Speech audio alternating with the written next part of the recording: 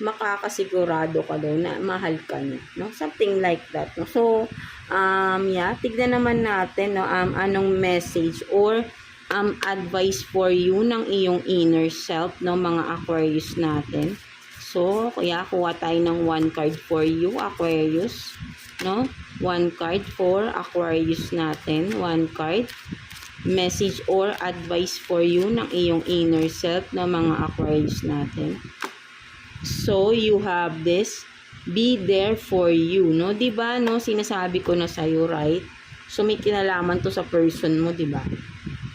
Mga Aquarius, no? Talagang hindi siya mawawala, no? Nandyan lang talaga siya lagi para sa'yo, no? Kahit na ganito siya, no? Parang immature, no? Parang bata, no? So, kumbaga ay hindi siya mawawala. Nandyan lang siya. Nandyan siya palagi para sa'yo. So, sinasabi rito ng inner self mo.